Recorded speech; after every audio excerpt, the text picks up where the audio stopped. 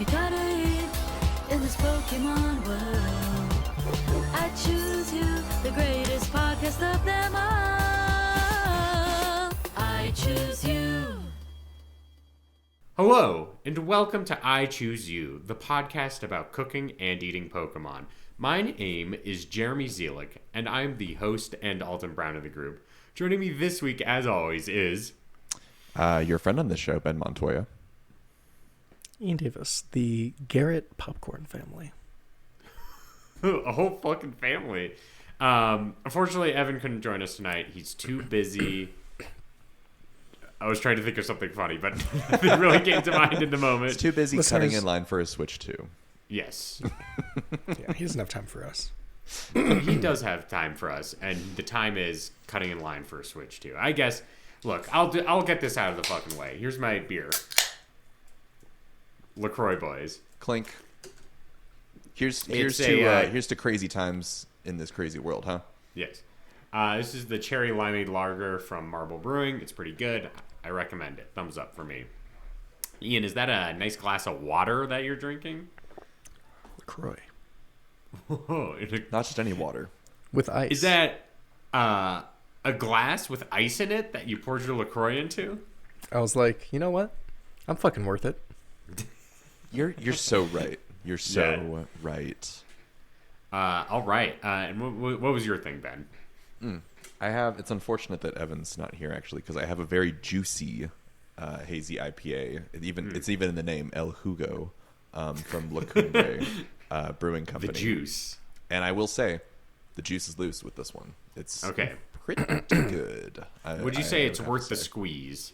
Oh, it's more than worth the squeeze. Okay. It's like that orange juice. If you have like a very strong memory of orange juice as a kid, when it's like just right in the morning, you know, like a pulpy cup of orange juice right before going to school or something. That's what this tastes like, but I don't have to go to school. Nice. I'm done with that. Excellent. That's what I like to hear. Ian, obviously we don't know, what flavor of LaCroix do you have for us this week? Lime. Interesting. Okay. Now, I'm gonna get this out of the way. Last week, Wednesday, got an email from my boss. My boss was like, tell me about the Switch 2. And this was on Wednesday. This is before I procured a physical copy, which I'll get into. But I went up there. I pet the kitten that was in the office. We have an office kitten right now. I went up there. I went up there, and I pet the kitten, and he's like, tell me about it. I heard your podcast. Did you cut in line? And the answer was no, I did not cut in line because my friend Mark, who was waiting in line, did not purchase a Switch 2, first of all. And then second of all, when this happened, when I showed up, my friends, Mark and Michael, were in the line at the Santa Fe GameStop, and no one said anything when I arrived about it at all. You're skipping a couple parts, though. We need to discuss. First of all, your boss listens to this show, which is crazy. Just, shout out. But I just think it's funny that you could be called into your supervisor's office based off of something you said on a podcast. I mean, he bought me a box of Pocky because of this podcast, so how have you not talked about this? Wow. Yeah. This was at a staff meeting, and he was like, here you go, Jeremy. He like shook it in front of me, and I was like, I don't remember why you're giving this to me. He was like, you don't remember your own podcast? And I'm like, honestly, I do not. Fuck. Roasted. And it's like, you mentioned this like a month ago, and I was like, okay, if it's more than a week ago, it's really not staying in here, kind of thing. And you made a joke about Pocky, and I was like, okay, I do know what you're talking about. So, wow, there you go. This is what I need to bring up. Okay, because listeners, you're not getting the full fucking story here. What am I? That's what I was saying. We haven't even gotten there yet. The other thing I was going to say is we had a party. We had the Mario Kart party. It was a great time. Mario Karty. At that, you said that your boss not only listens to the show, but said this was a very funny bit of our show, and that they agreed with all of us that is true. That the plan was cheating. Not Now, cheating, cutting. Cheating is maybe a little too he strong. did say I was cutting a line until I explained what happened, and then he said like, "Well, I guess you didn't take anyone switch from anybody else, so it was fine." Okay, fine. Okay, tell us the version that you told him. Tell us the version you told him. Well, I told him. I went into work. This was Wednesday. Bum bum. Imagine the Law and Order music plays. It's Wednesday. I go to work, and I'm like, I type in the Microsoft team chat, and I was like, I'm running an errand this afternoon at 2:30, so I'm gonna take a late lunch. And this, I'm not lying. I'm not bending the truth in any way. That's true. I was running an errand, buying a Switch 2, which is an errand I am running. And I did take a late lunch at 2:30 to 3:30. Perfectly reasonable. So I go in and do that. Our friend Mark, who's very, very kind and doesn't work during the normal business hours, got into the line at the GameStop at 2 p.m. Very kind of him. Had to deal with maybe some unsavory line people, which I'm eternally grateful for. I At think 2:30, now is I the leave time work. that we need to recount what the unsavory line behavior was, because it has everything to do with what happens afterwards. Okay. So there's first of all, there's a woman who has a 1-month-old baby in the line.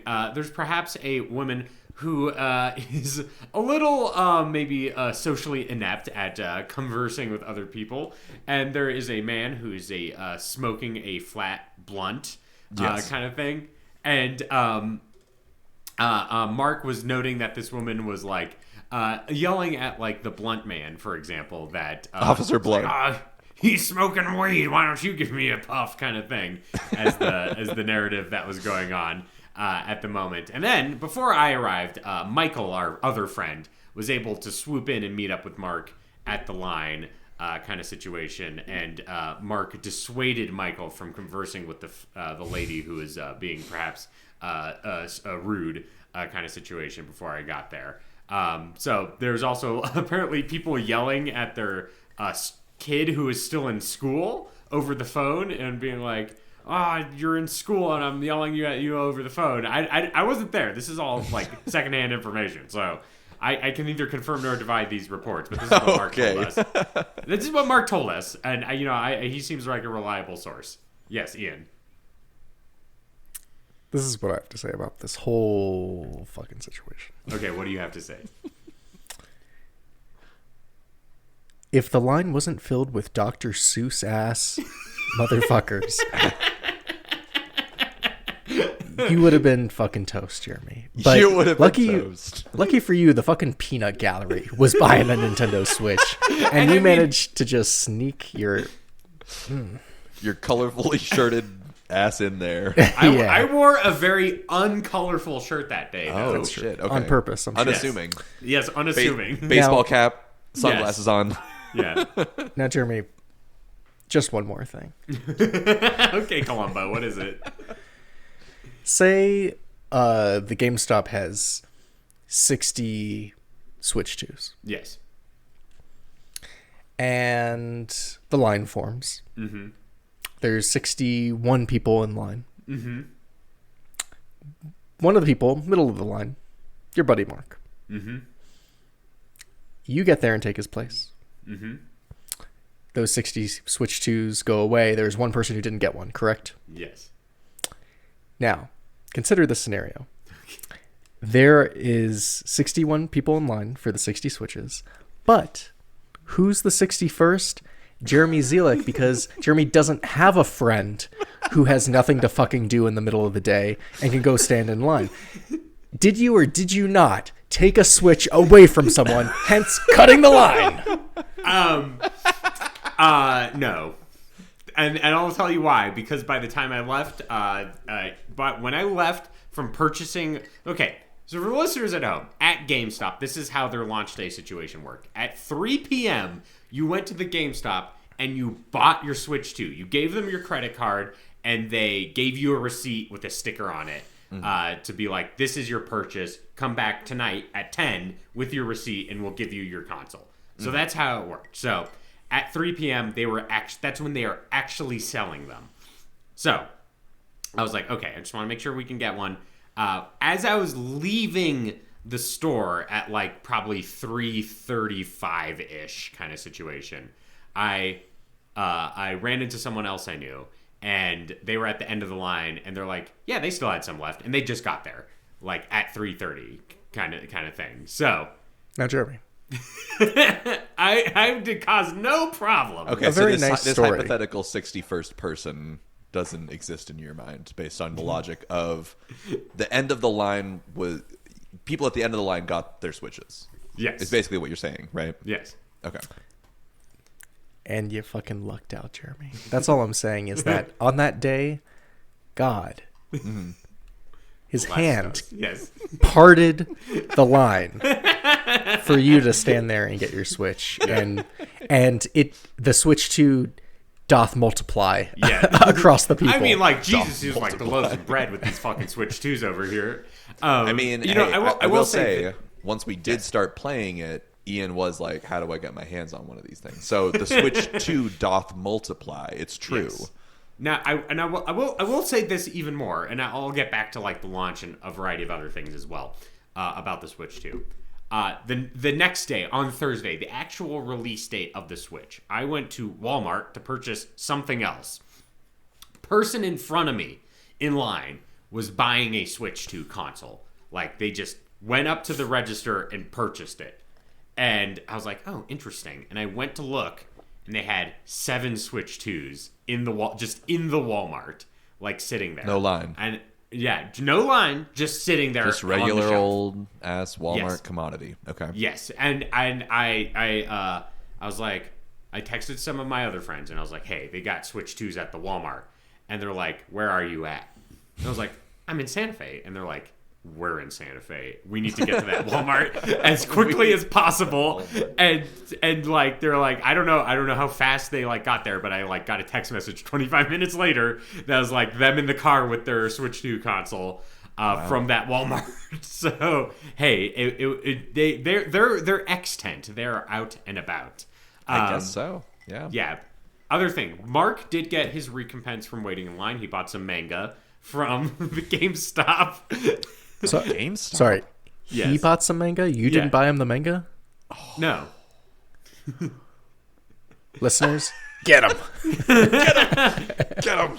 Mark and I like basically trade like getting things for each other. Like, Clearly not. Yeah, no, we do. Don't fucking worry about it, Ian Davis. Yeah, when was the last time you did something for Mark? Like standing in a line for 45 minutes. I got movie tickets for him last week. That's what I did. I'm sorry. Yeah. Well, and yeah, friend of the show, Mark, obviously very cool, knows the situation, was able to take a bullet for you. Yes. And Yeah, I'm not dead because we of him. appreciate that. Yes. I guess what I'm realizing out of this whole debacle is that maybe a Jingle All the Way-esque style hijinks did not need to ensue. You know what I mean? Like, all in all, if you had just waited an extra day and then gone to Walmart, would have gotten your Switch too. I mean, true. But I did save $50 through this process because I bought the bundle, which came with Mario Kart installed on it, and the installation. I guess it's $30, which it's $30, but it's $30. That's not Is nothing. the bundle not available? Well, the bundle sold out first, kind of situation. The bundle comes with Mario Kart. So the regular Switch is $450. Switch with Mario Kart's $500. Mario Kart on its own is $80. So, obviously they're like juicing you to get the one with the bundle kind of thing because you save $30. And I was like, it's $30, so might as well kind of situation. But almost all the Switches at the Walmart were non-bundled Gotcha. Mario Kart. Gotcha. That was the situation there. I'll continue kind of like launch day shenanigans because why the fuck not? What else are we gonna do to this on this fucking show? Okay, so me, Mark, and Michael are like, hey, we all, except for Mark. Thank you, Mark, for waiting in line. But he's like, I don't play video games that much, so this is more of a social thing with some people I know, kind of like hanging out. So. Later, we just, got dinner, and we're, hanging out, and we're waiting till, 9 o'clock to actually go to the GameStop because you don't want to just hang out at GameStop for 5 hours, kind of thing. Apparently, they had a Little Caesars Pizza though, and a Mario Kart 8 tournament that they did it with. So, anyway, went back to the GameStop. The manager was wearing a Waluigi hat. And he was walking in and out of the store, and he was like, "Whoever yells the loudest gets to go first in line." Oh, I hate that. Which wasn't true. It was just him hyping up the audience, Ben. You know, everyone going woo and clapping and saying "Let's go" and all that kind of stuff. You know how it is. But actually getting the system at that point was very painless. You just gave them the receipt. They got the console. They gave it to you, and you left. First thoughts. Holding it, the actual box that it comes in is small. It is smaller than the box that the original Switch came in, which was somewhat surprising on that front. So I was like, interesting. Got home, and this is like, it's like 10:30 right now, so it's like a little late. It's not like terribly late, but it's a little late. I'm not playing any video games that night. I get home, I like open it, and I was like, wow, it's so much bigger than the original Switch. It's like the actual screen and the controllers are big compared to it. But I hooked it up. I didn't play any games. I just, got my system transferred, got it like connected to the Wi-Fi, downloaded stuff, so it could be ready for the next day. Okay, next day, it's Thursday, June 5th, 2025. I wake up, I look at my phone, I have a text message from Walmart. I still had my Pro Controller pre-ordered from Walmart. I'm like, okay, it's, a quarter to 7. I might as well just, bring it inside because they delivered it at 6 in the morning kind of situation. So I go outside. There's a Walmart bag. I open it. It has a Pro Controller, but it also has a tin of Hot Ones flavored Pringles and a Coke. And I was like, what the fuck is this? Is this for because they canceled my pre-order, they felt bad for me? And the answer is no. If you pre-ordered Switch 2 related products from Walmart to be delivered to your house, they gave every single person a thing of Pringles and a soda. And that was what they're like, don't you want a special Walmart moment with this Pringles and soda? And I was like, hey, they did get me to talk about it, so I guess it fucking worked, kind of situation. Report on the Hot Ones Pringles. Pretty good. I didn't expect them to, Pringles are okay kind of situation. These ones were pretty spicy. They got a nice kick to them, and they kind of had a chicken flavor as well associated with them. And I think they're kind of like spicy and savory chips. So they tasted like chicken wings, like on Hot Ones. Yeah, and I thought they were good. So the Do you Hot think Ones you Pringles, could do like a scaled down version of Hot Ones, but it's just using Hot Ones Pringles? Hot chips. You could do it. You could be hot chips, and it gets progressively hotter. Yes, and I will say this: I did eat the entire can of Pringles In one go? I mean, I was sitting there watching TV, and I was like, I'll just eat this can of Pringles. This is my dinner tonight. You know what they say: once you pop, you can't stop. You can't stop. Yeah. So that was nice. Thanks for the Pringles, Walmart. I appreciate that. But then, I'm playing Mario Kart and having a great time. Saturday rolls around, and the Switch 2 has now entered the lives of one Ben Montoya and Ian Davis, and we played Mario Kart on Saturday. What did you guys think of the Switch 2 and Mario Kart? Speechless. Yeah, I guess so. I don't know. Go for it. I feel like, Mario Kart definitely is completely different. I was expecting it to basically be the same, but the way it moves and we were talking about as we were playing, the recovery response, from when you get hit is a lot different from in previous games. And the fact that there's twice as many people kind of changes the whole hierarchy, I think, which is interesting. So in that way, it was a very unique experience, but it did feel very much just sort of Switch 2.0 update or something like that. I didn't feel that much of a difference in the controls because I was using a old Switch controller, I guess. So I don't know if I can really comment on that, but just like everything about it was the Switch except like rounded corners. It's like kind of like a software update kind of situation. But I don't know. I thought it was pretty cool. It was definitely like the experience of the game Mario Kart was really cool to see, especially when you were showing us how you can, it's open world, right? Like you can go from course to course, like via Need for Speed style, just like open world car racing experience. I thought that was pretty cool. That was unexpected from my perspective. I don't know. I thought it was really cool. I don't know if I was convinced enough to want to get one right away, but I can see how it is going to be a superior version of Mario Kart for sure. All right, Ian. I didn't think they could make a Mario Kart that could impress me. Oh, shit. I've seen it all. I've done it all. I've sat at the top. I've climbed to the top and looked down across the land. Right. And I didn't think they could do it. And I wasn't planning on even getting a Switch 2. Like, like all you clowns were in line, getting all fucking hyped at the circus, climbing into your little Switch 2 clown car. And I was like, I think I'll let them have the peanuts. I think I'll sit this one out. But having played the new Mario Kart, is it just called Mario Kart 9? It's called Mario Kart World. Yeah, I'm sure it fucking is. It is. I'm enticed. Like I did leave that party thinking, maybe I need to get one of these. But I will say the Switch 2 itself, though it is sleek and runs things quickly, I don't know if it's $450 worth of console. It's just like a nicer Switch. Mm-hmm. Yeah. I don't know if that's. How much did you trade in your? No. You didn't trade in your Switch. I did not trade in my Switch. I had to use it to transfer my system. Yeah. I could still probably do that.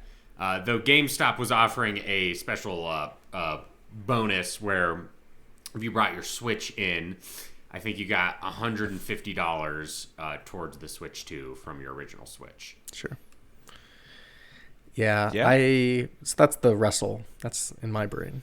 Yeah. I'll say this. I've definitely heard the similar opinions. Like, oh, it's just it's just like the old one, but it's bigger. And I will say that is generally how like new video game consoles go. Like, the difference between the PS5 and the PS4 is that the PS5 is bigger. No, I will say this: the PS5 does look stupider than the PS4, and it's really annoying because you can't just put it flat horizontally on a shelf. You have to put it on a stand, which I find very annoying. Anyway, that's but you're right. Like for most other consoles, that yes. It's just like the next one. It just they don't change much, right? Yes. So it makes a lot of sense.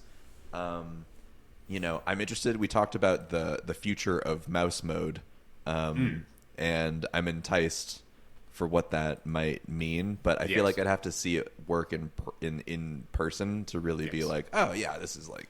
Yeah, Mario Kart is not really a game that you use the mouse functionality for, right?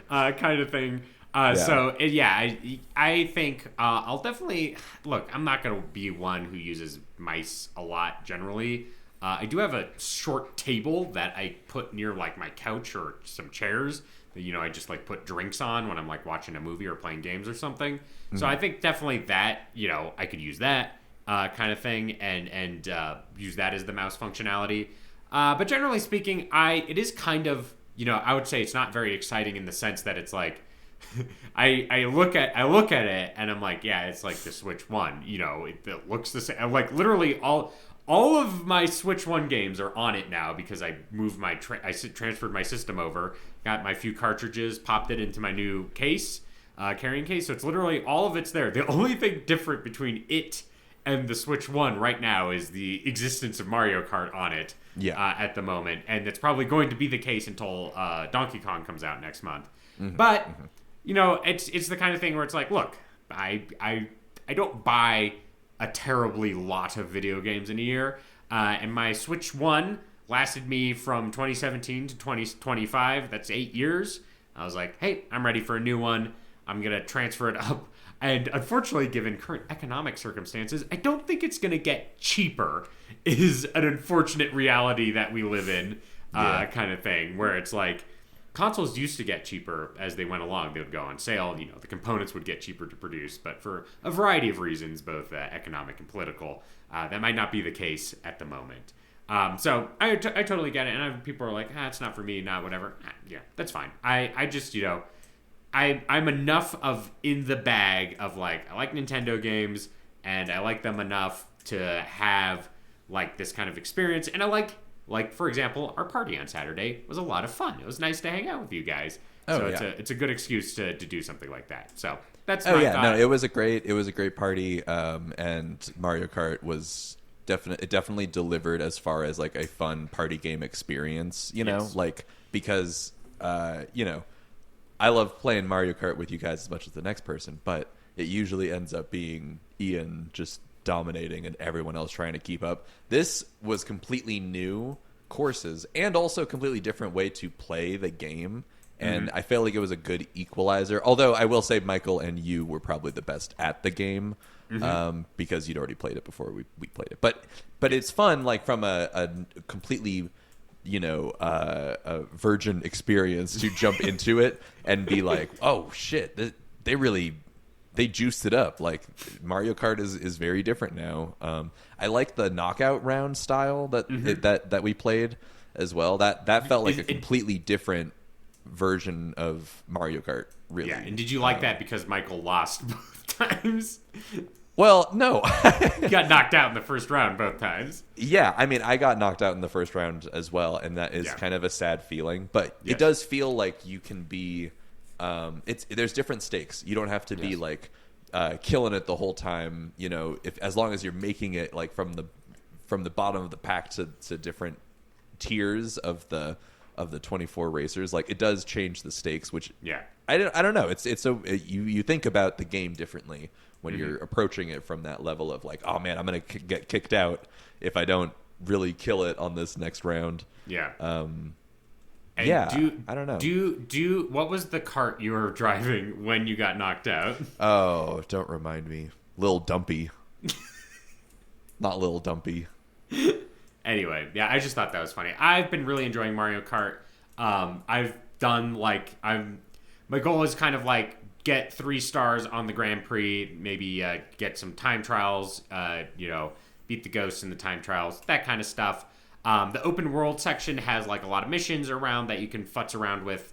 I banging my head against some shockingly difficult missions in the single player mode, so still messing with that. And I went online and just got fucked immediately. It was the kind of thing where it was like, I played, 5 or 6 races online. Lucky to get above 10th place. The best they did was 6th. I was like, thank God. Most of the time you're in like 12th to 20th place in those races because there's 24 racers now. It's just fucking like the whole time in the middle. So it's pretty nuts. And I will say this. We are theoretically a Pokemon related show. I will probably play 2 Pokemon games this year because of the Switch 2. One is Scarlet and Violet, which got an update. It runs at 60 frames a second consistently now. So I'm like, hey, that's enough for me. I'll give it a check. And Pokemon Legends ZA comes out in October. I'll definitely play that on the Switch 2 as well. Higher frame rate and resolution on the Switch 2. So there you go. And I do have to say, because actually recently my nephew came over and started a file on Scarlet and started from the beginning, and I was like, this is cool. Like, maybe this could get me to rewrite my file and do it over again. But I think the graphic upgrade is going to make a huge difference from a just pure playability standpoint, because even on his initial playthrough, within the first couple battles, there's moments where you finish the battle and it does the animation for your the end animation, and it cuts through the hill or whatever that you're on, so it's just completely it just looks ugly as shit. And it really sucks that it's still like that. But I feel like it will be significantly probably better to experience. I mean, for him, it was he's 7 years old. He doesn't care about the the bottom of the environment just like Yes. just being destroyed by this weird camera angle. But for me, I can't not watch him and just be like, it looks bad. It looks terrible. Yeah, and I hope whatever Generation 10 is, Switch 2 is like, it's not like the level of a PS5 or anything like that. Not close. But it is the most powerful system Nintendo has ever made, technologically. So it can do, Mario Kart is pretty impressive. The 24 players, open world, you can just zip across the map. It runs at a locked-in frame rate, 60 frames per second with 1 to 2 players, 30 frames with 3 to 4. But it's locked, no dips, no technical problems. So it's the kind of thing where it's like, you can do stuff pretty impressively with the Switch 2. Metroid Prime 4 is going to run at like 120 frames a second on the handheld mode. So all that kind of stuff, I think, is pretty exciting. So that's the Switch 2. And we'll have the Switch 2 corner on the show. So I think when Donkey Kong comes out, I'll bring the corner back and be like, hey, new Switch 2 game, check it out. Donkey Kong. I'm very excited for Donkey Kong. I can't wait to check that out.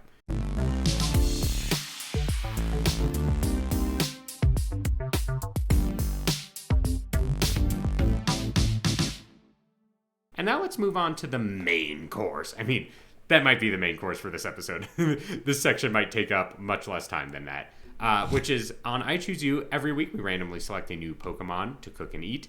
We discuss the recipes with one another, and then we decide in a very democratic manner who has the best recipe. This week's Pokemon is Annihilape. And Ben, I believe you were the winner last week from the show. What is your Annihilape recipe? Yeah, so I wasn't actually familiar at all with this Pokemon. I don't think I ever encountered an Annihilape during my Scarlet and run. And so it was completely new to me. And to me, it's kind of giving Statler and Waldorf in A Muppet's Christmas Carol. Oh, the ones that are like the Marley ghost. Yeah, it's kind of giving we're Marley and Marley, if you know what I mean. Yes. And so I was trying to think about how to get Annihilape and Muppet's Christmas Carol to converge and to meet. And that brought me to a website where someone on their blog collected recipes for a Muppets Christmas Carol movie night dinner. Oh, okay. So, like, you're settling down to watch Muppets Christmas Carol. You got to have the right snacks, obviously. Yeah. Snacks like Rizzo's cheese and crackers. Okay. It's not much of a recipe. Which is just a simple charcuterie board. Obviously, this was kind of written from like a parent's perspective, so all of these recipes are just for children to eat.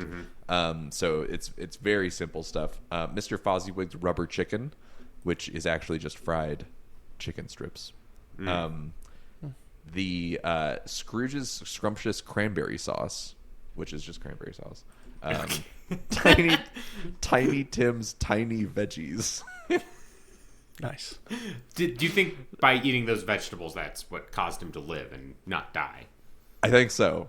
I think he just started eating more tiny veggies. That's the part they don't tell you, though. Yeah.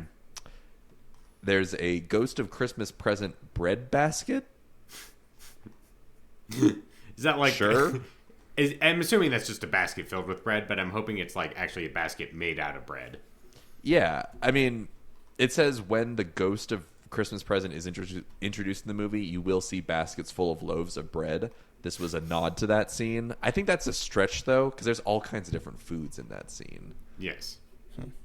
But they decided to go with the bread basket to represent the Ghost of Christmas Present. Gonzo's grape soda. Nice. Grape soda. What I think of when I think of Victorian England is grape soda. Yeah, and when you think of Gonzo, who is playing the role of Charles Dickens in A Muppet's Christmas Carol. Ghost of Christmas Yet to Come graveyard dessert, which is just dirt and worms. Nice. And then the the recipe that I will be making is the Ghost of Christmas pasta, Nice. because it was the only one I really liked the pun. And Yeah. however, for this blog, they say Ghost of Christmas pasta. Our kids love buttered noodles, so we simply cooked up some butter bow tie noodles. I couldn't live with that. I needed to be a little bit more mature. So I found a separate recipe for some quote unquote grown up buttered noodles. Because you know how everything needs a grown up version for all the adults that need their buttered noodles. Yes. This one has garlicky brown butter parmesan for the sauce. So instead of just boiling up some pasta, throwing some butter on there and calling it a day, you are going to boil up your pasta, save some of the pasta water, melt 4 tablespoons of butter, throw in some garlic. It's really simple stuff, but you're just trying to get a really rich, garlicky, buttery base. Then you're going to add in the pasta water that has some of that starch left over, so it starts to get a little bit thicker. And then you are going to add the pasta to the pan with all the stuff in it. Let it cook for 2 minutes. Throw a bunch of cheese in there. That's about it. You don't really have to do anything more than that, but it is a little bit more of a step up above just regular old butter and noodle. So that's what, and I figured it kind of works appropriately with the Pokemon too.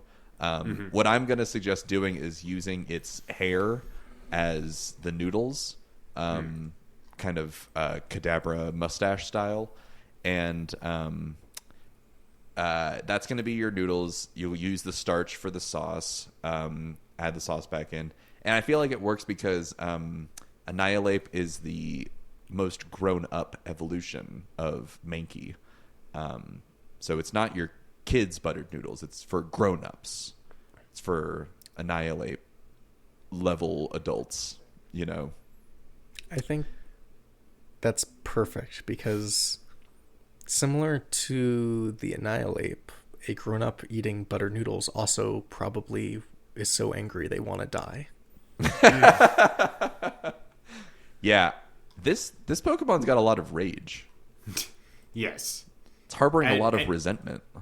Some might say it's kind of like the Smashing Pumpkins of Pokemon. Because despite all its rage, it's still a Annihilape in a cage. Right, exactly. But isn't that the whole thing with the Pokemon, is that it's actually broken out of its cage and it's like died? Because it's ghost type. Right. Yes, that is true. It is That is ghost true. type. It's like a vengeful spirit, right? Yes. But it does say something about having experienced so much rage. The rage that was bubbling inside fills its punches with force that frightens its targets to their core. So they don't even hurt. It's just frightening. The Japanese name of it, which I don't know, comes from the words. The first word is like wanting to leave this world or to die, and then monkey. How do you feel about that, Ian? I resonate deeply with it. Okay. And apparently it's in primates. One of their like data points is that it can get so angry it dies. That's like a thing that you have to live with if you have a primate. We can do that? They can just die from anger. Shit. Yes. Gotta keep on top of that. You do got to keep on top of that. Yeah. Now, normally this is when I would throw it to Ian, but I think my recipe is related enough to Ben's that I'm gonna go off of it right now, kind of situation, because it's also, let's be honest with ourselves, a pasta-based dish. We're gonna But it's make not the Ghost of Christmas pasta. No, it's not the Ghost of Christmas pasta, which is funny.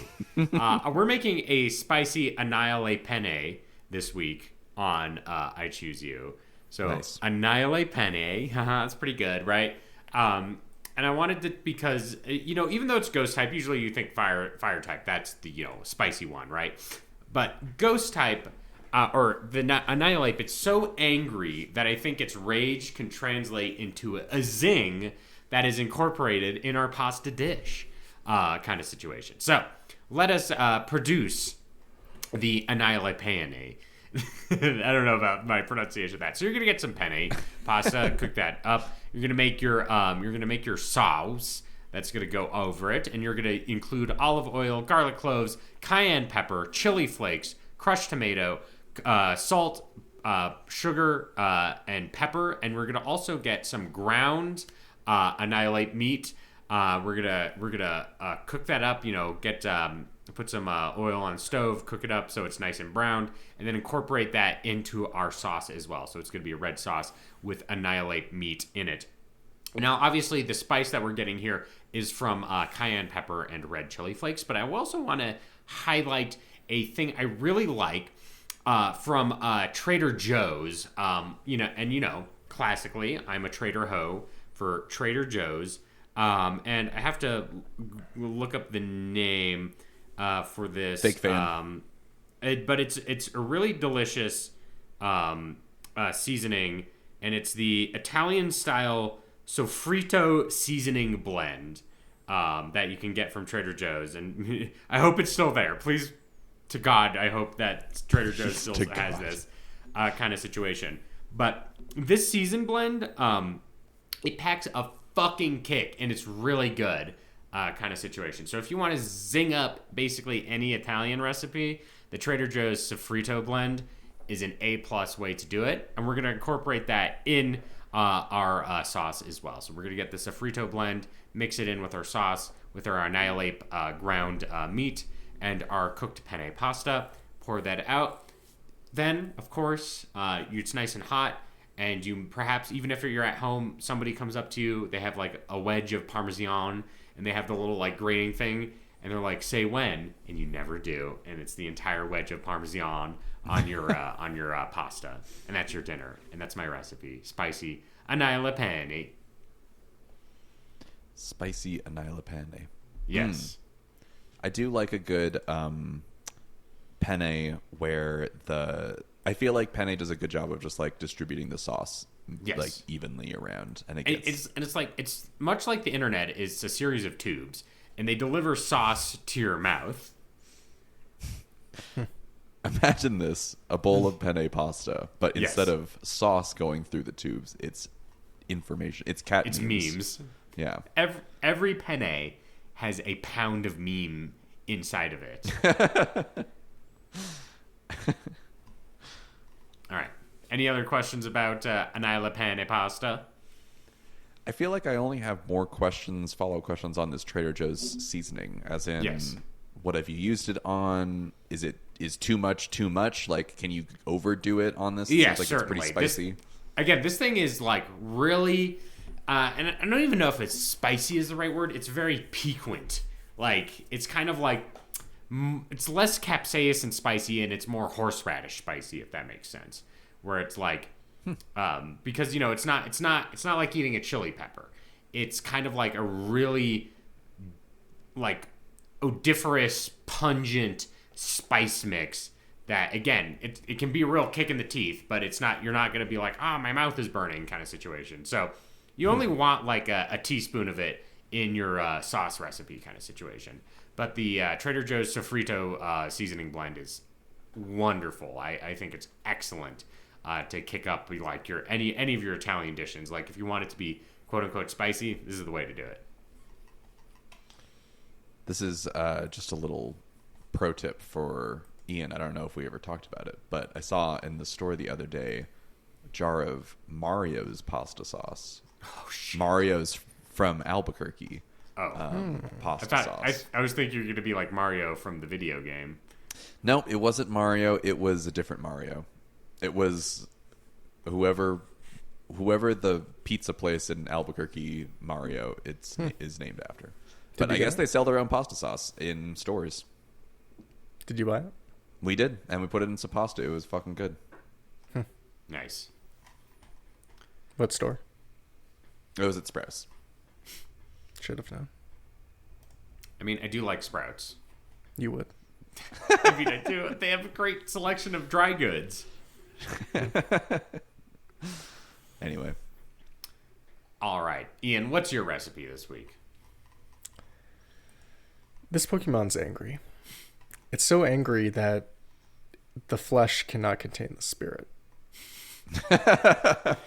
It says it in the Bulbapedia. And and what, does it just die like some apes?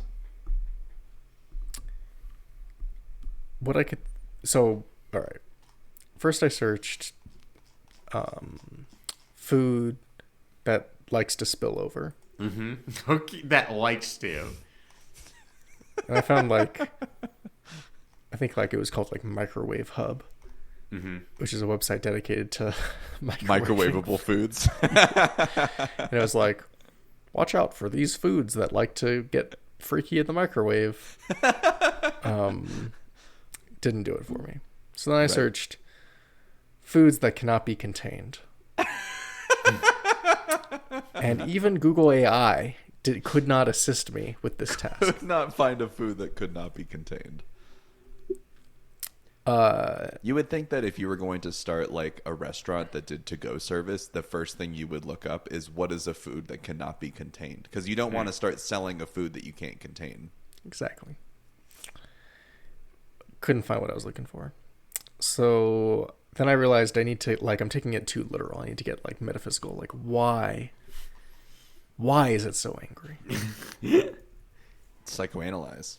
Yeah. Exactly. Taxes. And this is my conclusion. This Pokemon, kind of popcorn shaped. Okay.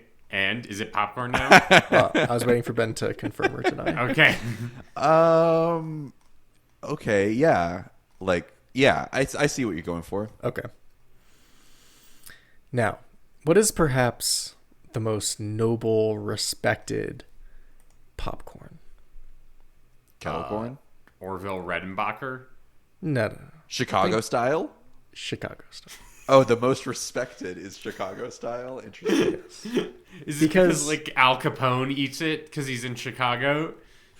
It's because it's got, first off, it's got like the trifecta. Right? So we have like a holy triumvirate sort of reverence. Okay. Sure. Okay. It's whimsical with the caramel, right? The caramel is a little haha. Whoa. It's got a sense of humor. Uh-huh. But it's also it gets serious with the regular popcorn. I would say regular popcorn, generally kind of serious. The cheddar, it's sharp, it's intelligent. It's got the full packet. Like, this is the popcorn your partner's parents want them to bring home Oh, to meet them. Interesting. You know what I'm saying? respectful. Yes. Now, imagine an Annihilape. It's respectful. It's the Chicago popcorn. Now, how could we take this popcorn to its knees? I mean, it's so angry. I don't know Yeah. how it can be so respectful. But see, it's respectful, but then it becomes angry. Something was done to it. It has suffered. done to Its it. dignity was taken away. There's only one way to humiliate a food. Yeah. Okay. And that's to poke a hole in it, or put it in a blanket. I'm sorry. I was thinking of Thank you. disrespecting the pouch. Jeremy, I was thinking of disrespecting right. the Capri Sun pouch. Not that's how we disrespect beverages. yes. Consider this. Chicago style popcorn hot dog. Oh. You said hot dog? Yeah, hot dog. Okay, so Where does the hot dog fit into okay? this? So question: is it a hot dog made out of popcorn, or a hot dog with popcorn? Is it like one of those witch's gloves where it's like Yeah. filled with popcorn, like an invisible like lining filled with popcorn? Chicago. Imagine style. a Chicago style hot dog. But then you take the Chicago style popcorn and you put that on top. On top. Okay, okay, On top. Okay. So Chicago style hot dog. Correct. Then on top of it, Chicago style popcorn. Correct. Okay. And, all right. Okay, and we're talking like pickle. We're talking like mustard. We're talking tomato. I think if we want this animal to be thoroughly humiliated and enraged to the point of dying, yes. That's crazy. Now, you might be saying this isn't good, and I agree with you. It's fucking disgusting, and it is incredibly humiliating. Okay. Beyond belief. Take the Annihilape. Grind it down into a hot dog. First off, like, it's already pretty mad about that. Right. Uh-huh. And then you stick it between a bun. It's even madder. And then you cover it in these whimsical blended veggie liquids. It's fucking pissed. And then Liquids? ketchup, Okay. relish. Veggie liquids. That's an interesting way to put that. Okay. Yeah, that's actually like I was thinking you were gonna say veggies like tomato, onion, a spear Relish. of pickle. But okay. I see what you're saying now. The things that we would commonly refer to as mustard, ketchup, and relish are Liquid vegetables. all right. And then to, like, just seal the fucking deal, like, just pants around ankles, everyone's laughing at their hot dog, Chicago-style popcorn on top. Huh. Yeah. Interesting. Is it kind of like a I can imagine a scenario sort of, like Reese's style at maybe the Chicago Cubs baseball game where like one guy's got a Chicago style hot dog, one guy's got Chicago style popcorn, and they like bump into each other and he's like, "Hey, you got your popcorn in my hot dog," and he's like, "Hey, you got your hot dog in my popcorn," and then they eat it and it's like, "Wait, this is perfect. This is the best possible combination of Chicago's themed style things." It kind of brings it all together in a really angry way. And again, you're like Al Capone eating this hot dog they get you for your taxes, and you're angry that they got you for your taxes instead of all like the booze running and murder you did. So angry you die. Yep, there you go. Boom. Just Do like you Al think Capone. that there's a way that anger can be forgiven, as in Catholic Pope, Chicago Pope style? No. No. Okay, Unforgivable shit, fuck. anger. Only unforgivable anger comes from eating the Chicago style monstrosity. Sorry, who's doing the forgiving? What are they forgiving? That's a really good question. I was just going with like, is there like a Chicago style theology that can forgive us for being so angry when we eat this? And again, it's not Catholicism now because of the Chicago Pope. Yeah, this is an alternative religion. Yeah, this is a Malort-based religion that we're going to use. Chicago style. Chicago style. They should call Catholicism now Chicago style Christianity. I think you ever feel like guilty that you're upset? Interesting. So maybe like you just feel immense Catholic guilt for being so angry you died. Surely that's a sin. Surely. My Catholic guilt is so strong that I just die. Hey, Wouldn't be the first time. wouldn't be the first time. Interesting new philosophy. We gotta bring up Martin Luther and be like, look, we fucking figured this out. You were kind of wrong about the whole Protestantism thing. Let me tell you about Chicago style, and then you'd be like, you invented airplanes. kind of situation. You know how it goes. Imagine on the back of your truck a Calvin sticker of him peeing, but it's really, not Calvin and Hobbes, but the other Calvin. Yeah, the religious one. Yeah, and he's pissing on, and then it just says like rage. Just says Exactly. You know what I'm saying? Yes, He's pissing like on the rage. Yeah, okay, so Calvin, John Calvin, the Yeah. creator of the Calvinist Church, is pissing on a thing that says rage, much like Calvin from Calvin and Hobbes, in which he is named after. Correct. Kind of situation. Okay. And this makes complete sense and will be understandable by people behind me while they're driving. Yep. Or it'll just make them so angry they bust. Road rage. Hey. Yeah, road rage. You know, hey, they're like, oh, and they're like, you got like the big forehead vein coming out, and like, you know, their head explodes, kind of situation. Yep. So, okay, just to come back to the recipe, is it the act of eating it that fills you with rage, or is it the idea of it? Because I can feel like I can understand the idea of being enraged by it. Like, you're going to put popcorn on my pizza? Hey, what the fuck? But does the experience of eating it actually feel good? Interesting. Or is that part of the experience, the rage? I suspect it's kind of like a water for chocolate situation where you get just so fucking angry. Because, like, taking a bite, you feel the humiliation and rage that this Pokemon felt. And so, Okay. yeah. But maybe it feels a little good. Yeah, get that out of your fucking system, you know, kind of situation. Sometimes it It's feels good to cathartic. rage. Yeah. Interesting. I guess I would eat this before my like UFC match or something. Or when you're raging against the machine. There you go. All right. Well, I guess I'll review our recipes. From Ben, we have Annihilape Ghost of Christmas Pasta. From me, we have Annihilape Penne.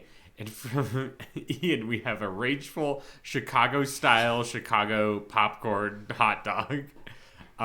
So everyone please vote. It's times like this where I really wish Evan were here. Do you think this happened because Evan wasn't here? Like he's keeping us on rails a little bit. I feel like he would just offer a really tasty alternative. Besides What Ben's saying is all of our hot recipes are dogs. shit. Well, I guess I my am recipe's kinda saying that. perfectly normal. You said it was so spicy I'd be pissed off or something. Like, No, I didn't. You're conflating Ian's. I said you don't want to put too much spice in mine because you want it to, you know, taste good. Okay. You're just Ian made you so mad that you can't see straight anymore. I'm seeing red. Yeah. Well, Who won? actually, I'm seeing that Jeremy won Whoa! Crazy. with 2 votes, and Ian got the other vote. Jeremy's vote. Excellent. I appreciate it. No mail this week, but send it in to ichoosepod@gmail.com. I have actually randomly selected a number for the segment I like to call Pick-a-mon, where we pick next week's Pokemon. That number is 942. And that we've already done that one, so I'm going to do it again. And the Pick-a-mon number is apparently... hold on. Well, Google's being fucked up now. Uh-oh. Hold on, found you. everybody. Vamp. Okay. They're finally canceling us. Okay, 924. Let's do that one. 924 is Tandemouse. The 2 mice that fuck. Yeah. Okay. Twice the All right. amount of recipes. We gotta double them. Double the recipe. Or our next recipes need to fuck. Okay. Think All right. about it. All right, send in your Tandem Mouse recipes to ichoosepod@gmail.com. That's ICHEWSPOD@gmail.com. Let's do the plugging round. Where can we find you, Ben? You can find me on Instagram at Ben C. Montoya or on Tumblr at thefearandnow.tumblr.com. I have Ian. Sorry, Jesus Christ. You can find me at Musician Davis on Instagram. And you can find me at Velocity Prime 1 on Blue Scribe, Velocity Prime No 1 on Tumblr, and you can check out my writing at the-avocado.org. That's the-avocado.org. Jeremy Zelick. make sure to check out the Santa Fe Society and Foundation for Speculative Fiction, the greatest book club in the state of New Mexico. The Santa Fe Society and Foundation for Speculative Fiction will bring you your book club needs. And join us. We've got a Discord and all that kind of shit. It's great. Join it. That's the Santa Fe Society. Yes. You can follow Evan and their movie making endeavors on _Mesa Studio _ Excellent. Cool. All right. That's been the show. Let me tell you a little bit about it. This has been I Choose You. You can find us on your favorite podcast apps, including Apple Podcasts, YouTube Music, Spotify, or podcast catcher of choice. If you like our show, make sure you head on over to our social media pages, I Choose Pod on Blue Sky, Facebook, YouTube, TikTok, Threads, Tumblr, and Instagram. If you want to be a part of the I Choose You community, join our Discord. The links are available in the episode descriptions. You can participate in community events, submit recipes, and hang out with fellow choosies. Lastly, make sure to head over to our official website, ichooseyou.menu. ichooseyou.menu has a full episode archive and merch store for your perusal. That's ichooseyou.menu. And that's been the show, and I've been your host and Alton Brown of the group, Jeremy Zielik. Been your friend on the show, Ben Montoya. I've been the Garrett family, Ian Davis. And to all the choosies out there in Radio Land, in a while, Totodile. So you wanna cook and eat all good? Pokemon! Are you ready for some recipes in? Lots of puns! I wanna eat the ultimate snack and find the flavors that are bold. I choose you. To taste them all with no regret as a prophecy foretold. I wanna eat with Jeremy, Ben, Evan, and Ian too. I choose you. Learn to cook and crack some cans. Use the podcast in your hands. You gotta eat in this Pokemon world. I choose you, the greatest podcast of them all. We gotta eat in this Pokemon world. Put your dish to the test, tastes better than all the rest. One dish, two dish, red dish, blue dish. Ready for an icy wrap? Let's do this. If your soup is missing something, no sweat, my flamingo. You just sprinkle in a little bit of Sprigatito. And if your plate is looking sad and done sparse, just tear up some tarantula. It isn't that harsh. Vroom, vroom, there's a rubber room for all your baddies as we drive to these Pokemon tubes. I scream tail as these iron hands come over me. Those iron juggalists, exactly what I like to see. Slithering, lay back, Excalibur by the pool. And crack the bottle, let your body waddle. Don't be a sea turtle, just hit the lotto. Cause this podcast is gold, it's as hot as a Capsa Kid too. So let's kick back, cans crack, for I choose you. You gotta eat in this Pokemon world. I choose you, the greatest podcast of them all.